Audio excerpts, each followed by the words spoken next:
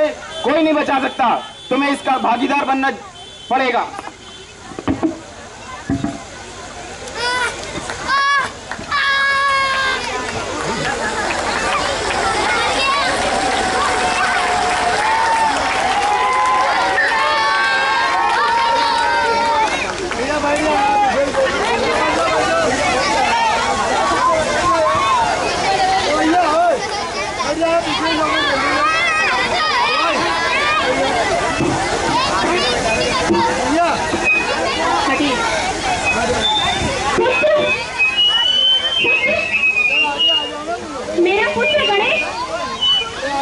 ये क्या हो गया पुत्र? पुत्र, किसने तुम्हारी ऐसी हालत की? मेरे पुत्र का मस्तक कहाँ है? मेरे पुत्र का मस्तक कहाँ है? किसने मेरे पुत्र के प्राण लिए? किसने मेरे पुत्र के प्राण लिए? मैं कहती हूँ मेरे पुत्र को पुनः जीवित कीजिए, वरना मैं संपूर्ण ब्रह्मांड को उसी प्रकार तहस नहस कर दूंगी जिस प्रकार मेरे पुत्र का मस्तक छत विछत हुआ है। मैं इस ब्रह्मांड को छत विछत कर दूंगी। ये संपूर्ण सृष्टि कांप उठेगी। मैं अपनी समस्त शक्तियों को आह्वान देती हूँ। देवी काली, देवी चामुंडा, देवी दुर्गा, देवी चंद्रघंटा, देवी कामाख्या, सब प्रकट हो और संसार का संहार कर दे यदि मेरा पुत्र जीवित नहीं होता है। किसी के पास कोई उपाय कि मेरे पुत्र को जीवित कर सके, वरना मैं संपूर्ण संसार को एक फूंक में नष्ट कर दूंगी, तबाह कर दूंगी इस संसार को। माता क्रोध शांत करे, माता क्रोध शांत करे। यदि मेरा पुत्र जीवित नहीं होता तो मैं किसी को जीवित नहीं रहने दूंगी। यदि मेरा पुत्र जीवित नहीं होता तो इस संसार में किसी भी जीव जंतु को जीवित रहने का कोई अधिकार नहीं है। पालनहार माता क्षमा करे। यदि मैं इस जगत का निर्माण कर सकती हूँ तो इस जगत को सर्वनाश भी कर सकती हूँ मैं। माता क्षमा करें, माता क्षमा करें।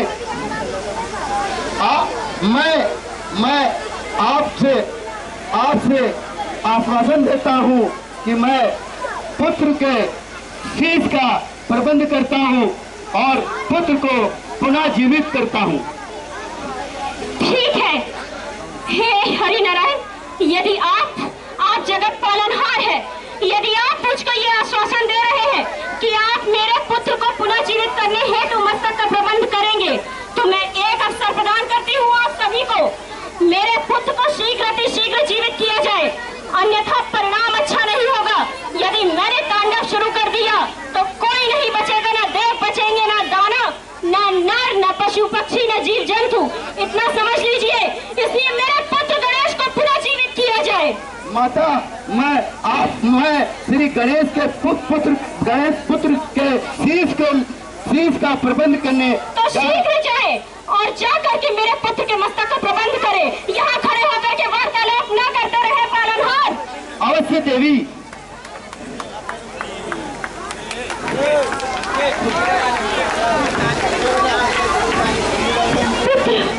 मेरा पुत्र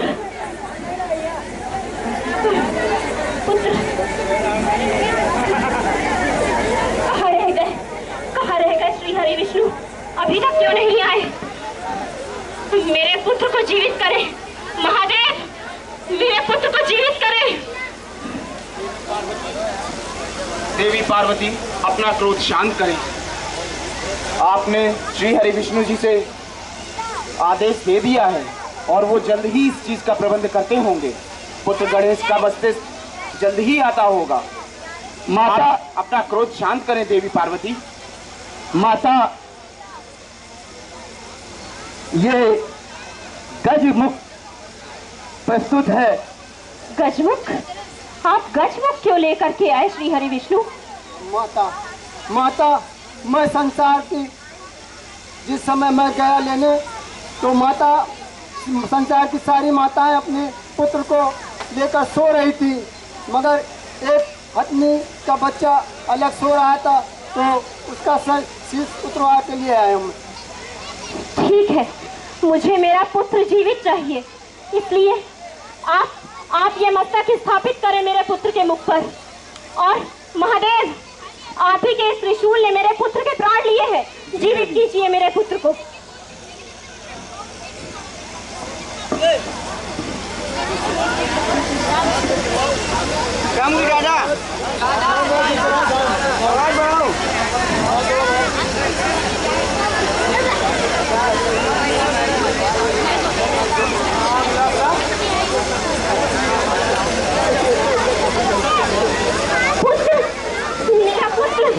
पुत्र गणेश, तुम जीवित हो गए पुत्र। टाइट करो। मेरा पुत्र जीवित हो गया। प्रणाम माता। देवी, अब तो आप प्रसन्न है ना? हाँ महादेव। मैं पिताश्री देवाधिदेव महादेव से क्षमा मांगने जा रहा हूँ। क्षमा कर दो देवाधिदेव महादेव, मेरे पिता। पुत्र, तुम तो सिर्फ मेरी आज्ञा का पालन कर रहे थे। क्यों महादेव, क्या इसने कुछ गलत किया कर्तव्य परायणता का पालन करके? नहीं देवी, बालक गणेश ने इस संसार में कर्तव्य परायणता की एक अनूठा मिसाल दी है, जिससे इस दुनिया में, इस संसार में सभी प्राणी इस चीज का सीख लेंगे कि बालक गणेश ने अपने प्राणों का भी मोह नहीं किया है। महादेव, मेरे बालक ने आज कर्तव्य पालन की एक नई मिसाल कायम की है, और इसीलिए मैं अपने पुत्र को ये वरदान देती हूँ कि जो सच्चे मन से इसकी पूजा करेगा, इसकी आराधना करेगा, उससे विद्या, बुद्धि, धन, संपन्नता कभी दूर नहीं होगी। उसके समस्त विघ्नों का नाश होगा।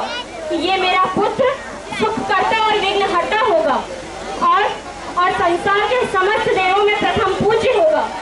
इसकी सर्वप्रथम पूजा किए बिना किसी भी देव की पूजा, चाहे वो मैं हूँ, महादेव हो या श्री हरि विष्णु हो, पूर्ण नहीं होगी।